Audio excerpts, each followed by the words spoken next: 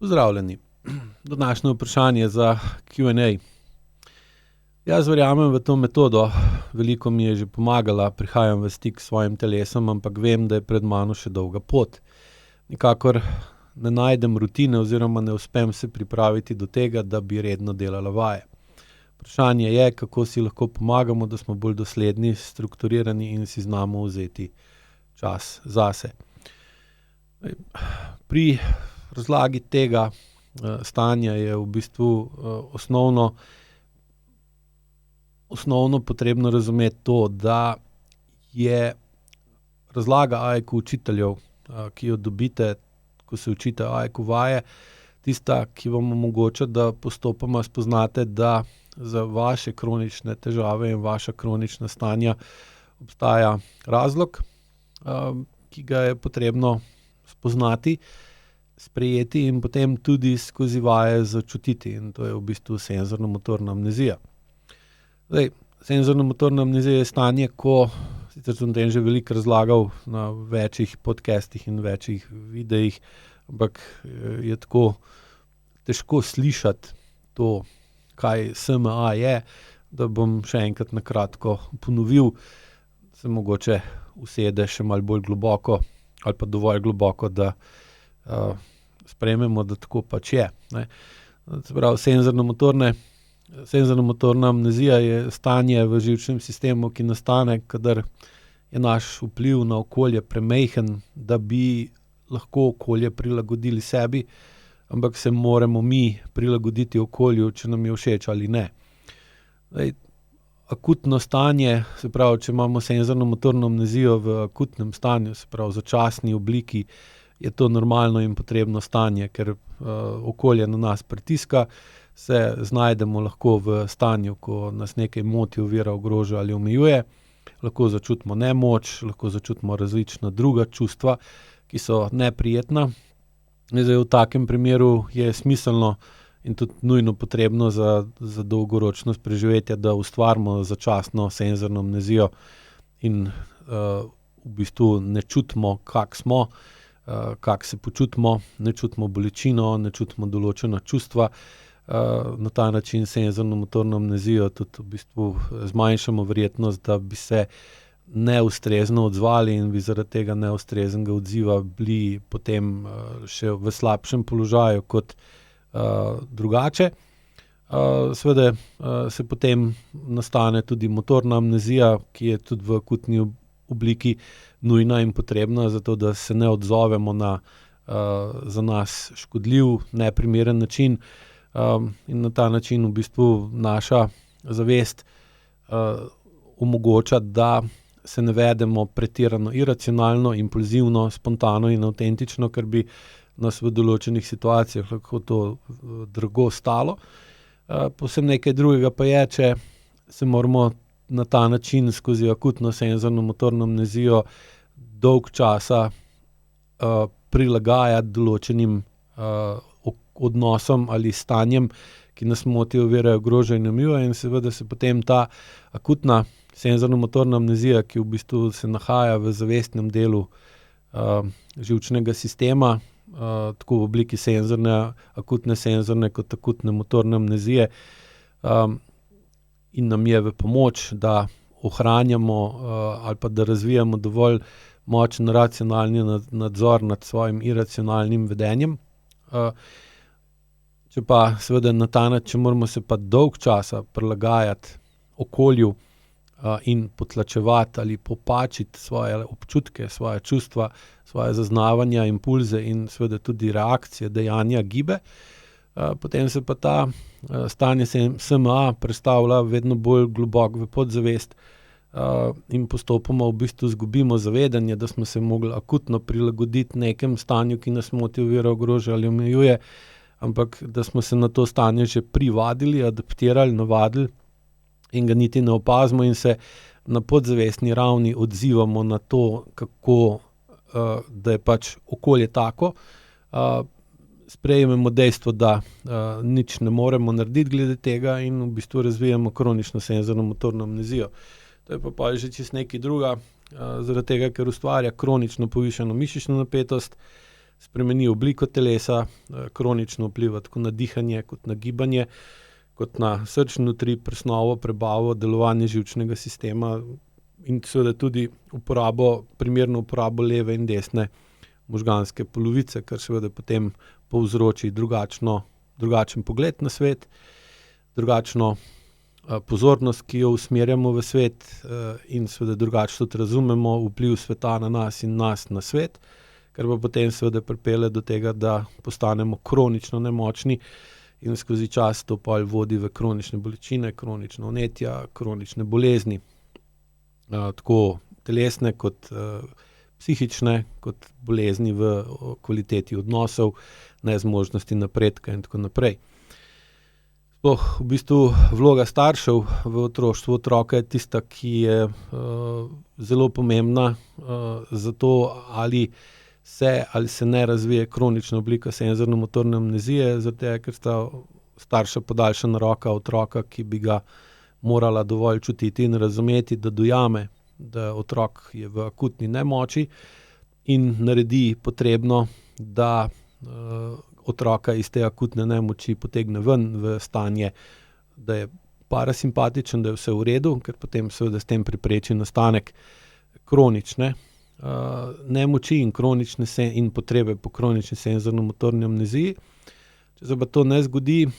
potem pa otrok ali pa tudi kasneje najstnik ali pa tudi odrasla oseba, odvisno od situacije, nima druge izbire, kot da razvije kronično odtujenost med zavestjo in telesom in s tem v bistvu ustvari, da začne zavestno dojemati sebe in okolico na en način, v resnici telo pa recimo dojema sebe in vpliv okolice na telo ali pa vpliv telesa na okolico na drugačen način in potem tukaj senzorno-motorna amnezija v kronični obliki ustvarja en filter, eno tamponcono, eno prilagoditev, s katero lahko v bistvu ustvarimo dve osebnosti, eno zavestno pa eno podzavestno telesno in seveda zaradi tega nismo nič manj nemočni, sploh zato, ker se niti ne zavedamo, kaj se v resnici dogaja ali pa si resnico predstavljamo po svoje. In tukaj pa ta napetost, ki jo nemoč ustvarja, povzroča bolečino, razočaranost, obup, zavist, žalost, strah in podobna čustva. In senzorno-motorno amnezijo vedno bolj uporabljamo za to, da z mišično zakrčenostjo, spremembo dihanja, spremembo življenjskih funkcij, ki se jo ne zavedamo več, ustvarimo sposobnost, da se ločimo od teh občutkov, ki jih imamo potem v nogah, v medenici, spodnjem delu trebuha, trebušni votlini, prsnem košu in živimo dvojno življenje, ne. Seveda pa to samo po sebi ne rešuje situacije. Zdaj, kako je to povezano s tem, z odporom do vaj pa do rednega izvajanja vaj? AIQ vaje, če jih pravilno razumemo in se naučimo primerno uporabljati vaje, kar je naloga AIQ učiteljev, ki to učijo, nam pa dejansko začne zmanjševati kronično senzorno-motorno amnezijo, kar pomeni, da se zmanjšuje mišičen tonus v različnih delih telesa, kar pomeni, da vedno bolj čutimo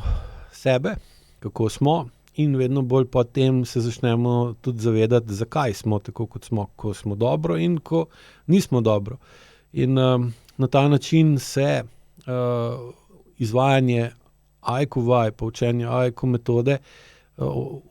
lahko uporabi za to, da gremo počasi iz kronične nemoči v vedno večjo moč, kar pa seveda ustvarja nova stanja v telesu, drugačno čutenje sebe, vodi v spoznanja, kako smo, zakaj smo bili tako, kaj se je vse dogajalo v preteklosti, da smo v bistvu sploh prišli v kronično senzorno-motorno amnezijo in logično nas to pelje v nove odnose, novo delovanje, novo čutenje in novosti so pa nekaj, česar nas je strah. In ta strah in odpor do sprememb, ki je še posebej močen ravno iz podzavesti, ker funkcija podzavesti je pa glih to, da poskuša stvari držati na na enakem nivoju, se pravi, lahko rečemo, da je osnovni način delovanja in osnovna funkcija podzavesti to, da stagniramo, da smo skozi enaki, ker je to predvidljivo, zmanjša na minimum verjetnost nekih sprememb, nekih novosti, ker novosti, spremembe, drugačnost vedno za sabo pripeljejo tveganje, da mogoče pa to ni dobro ali pa mogoče deluje samo kratkoročno, da je dobro, dolgoročno je pa slabo. In po drugi strani je pa nižja senzorno-motorna amnezija in višja čustvena zrelost, ki je posledica rednega in primernega izvajanja AEQ-vaj, dviguje uspešnost, dviguje zadovoljstvo, dviguje moč in učinkovitost reševanja problemov, kar je pa seveda nekaj novega in pomeni dvig na višje. Zdaj, dvig gor pa za sabo potegne, da je treba se pomatrati, da je treba vložiti določen napor, tako kot če hočete iti recimo v hrib, je težje, kot če hodite ali pa se vozite s kolesom po ravnem. In tudi pri AEQ-ju velja, da brez muje še čevelj ne obuje in ta odpor do vaj in do sprememb, ki jih vaje prinesejo in proučevanje AEQ metode prenese, je pa seveda najlažje rešiti tako, da nimate volje, nimate časa, nimate energije, zato tudi tako naša podzavest kot dostikrat naša zavest, ker si v bistvu na eni strani en del nas želi, da bi bili bolje, drug del nas, ki se ga zavedamo, pa ga je strah pred tem, da smo bolje, ker bi to za sabo potegnili cel kup sprememb, pa se noter seveda sem vplete še okolica, ki ne ustreza, da smo mi bolje, ker so navajeni na takšne, da smo takšni, kot smo bili prej, ker smo pač to vlogo tudi sprejeli in nam je bila dodeljena zato, da